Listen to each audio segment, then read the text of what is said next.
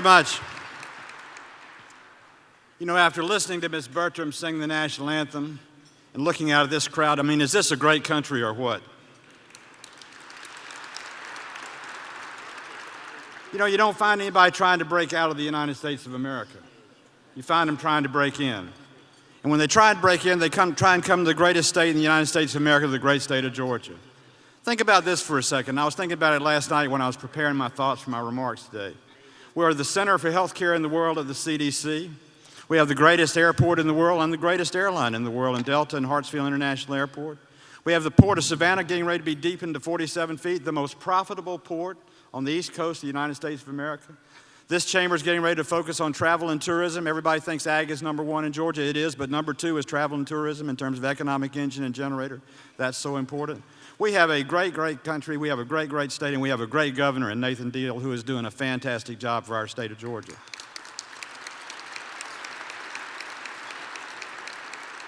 And if you ask Nathan, he'll tell you it's all because of Sandra. She does a great job as our First Lady.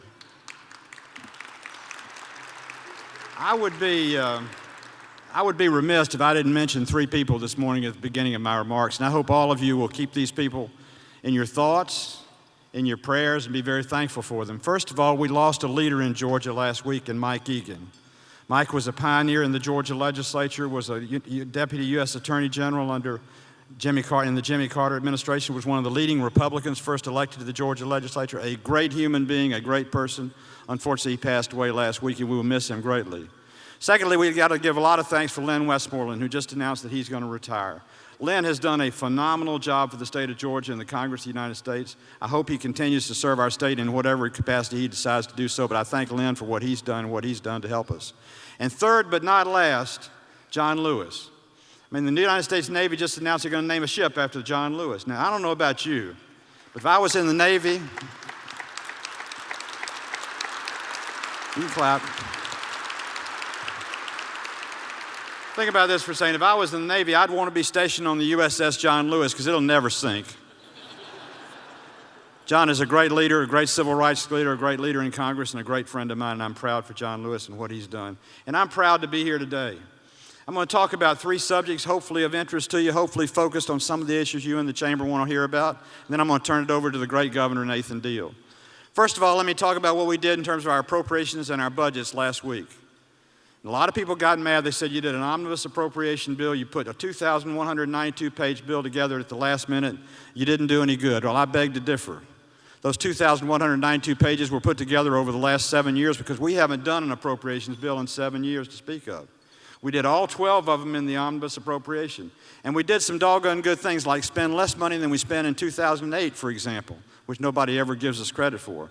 But most importantly, as Republicans and Democrats from Georgia, the congressional delegation and the United States Senate joined hands together against those who would try and undermine our efforts in water safety and water availability for the metropolitan Atlanta area in the state of Georgia.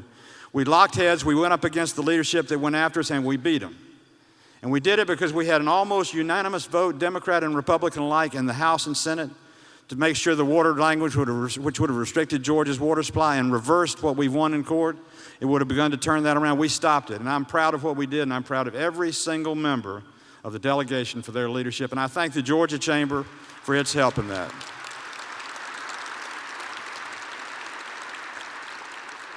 Secondly, and nobody's written about the tax reform. Now, I spoke here 2 years ago and talked about the need to go to a territorial tax system and reform corporate taxes. We need to do that. But nobody gives us much credit for what we did in this because we merged together a lot of budget reform with a lot of tax reform. We repealed the medical device tax for 2 years.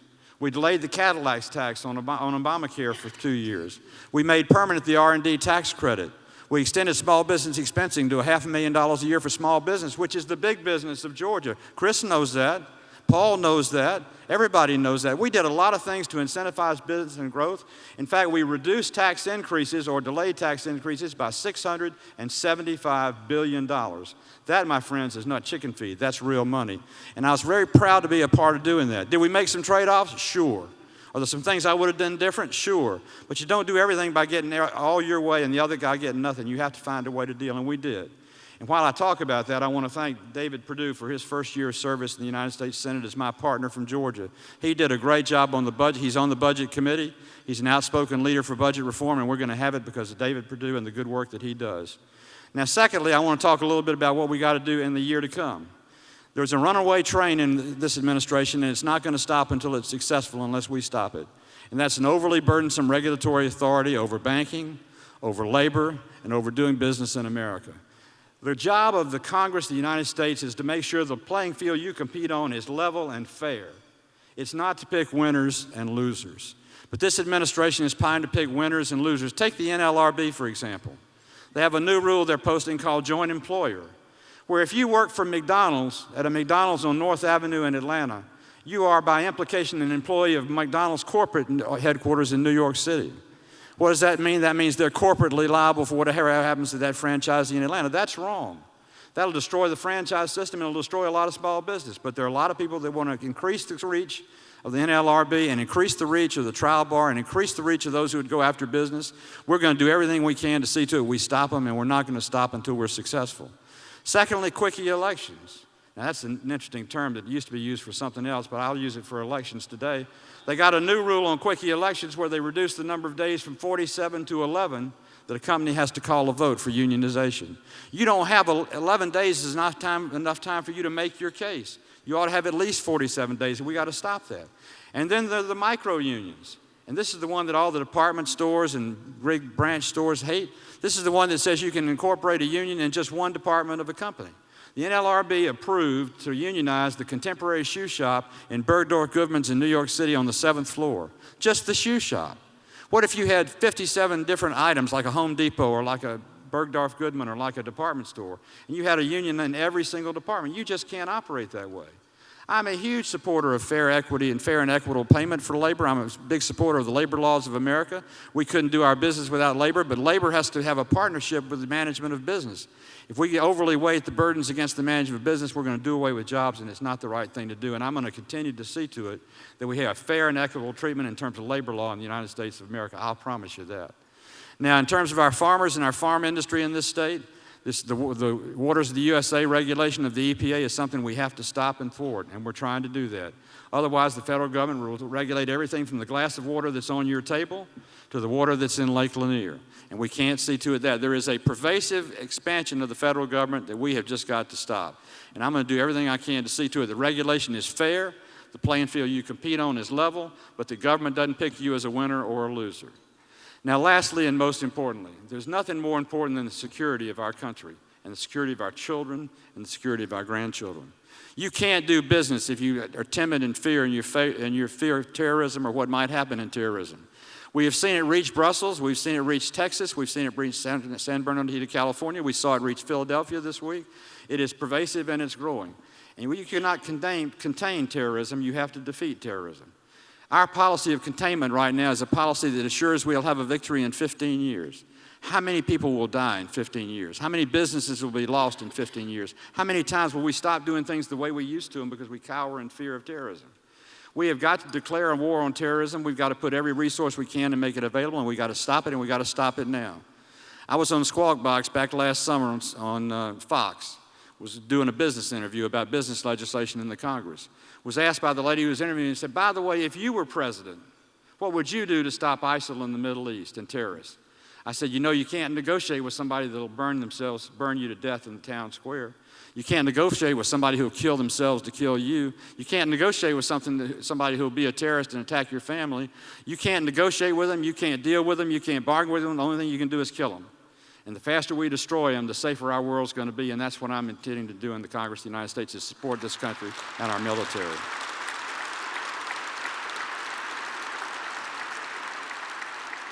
There should be no equivocation whatsoever. That is the single largest threat to the security and the safety of our people. We're already changing the way we live our lives today because of terrorism. We can't continue to change because they win when we cower in fear. They win when we're afraid of a terrorist attack. They win when we change our lifestyle as Americans because we fear them. We have to teach them that messing with the United States of America is not something you ought to do, and we will do what it takes to get them done. Now, I was in the Air Force, and I know air attacks work, but air attacks don't just work alone. Unless you've got some boots on the ground to tell you where the enemy is, you can't bomb them because you don't know where they are. We have to have a pervasive joint branch effort in the Middle East to go after ISIL and the Levant and see to it they're destroyed. I will continue to support this administration when they do that, and I will speak out against them when they don't. We've cut our military to the lowest level it's been since World War II pretty soon. That's too low to fight two fronts, and at the time we have three fronts going on right now in the United States. It is time that we met the challenge of the 21st century and the challenge of 2016. That is to attack ISIL, to defeat ISIL, and to destroy ISIL, and to return security and peace to the people of the United States of America. It is, and you can clap for that too.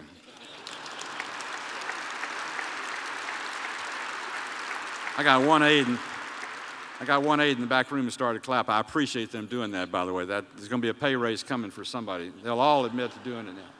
But in the end, let me stop where I began. We have a great state. We live in a great country. We have much opportunity in this country. But it's something, if we take it for granted, we'll lose it. Well, I love America, and I love the state of Georgia, and I'm going to, as long as I live, do everything I can to protect it and to pay it back in some small way for all it's done for me. But the Chamber of Commerce is one of the key industries in our state and one of the key associations in our state. I was a member of this chamber board for a long, long time. I was president of the Cobb County Chamber of Commerce, and one of my proudest efforts in my volunteer civil service. I will tell you this, without the chamber and the government working together as partners, hand in hand to promote business and equity and fair level playing field for competition, we'll never be the state that we used to be. We won't be as good as we are, but we can be even better. Take that agenda that's in front of you. Look at those 16 items on that agenda. Help Nathan deal with reform in public education. Help us in terms of water of the USA. Help us in terms of the National Labor Relations Board. Be a partner with government to see to it we have a level playing field for business. And you know what will happen? The greatest state and the greatest country on the face of the earth will get even better, even faster. God bless all of you, and God bless the United States of America.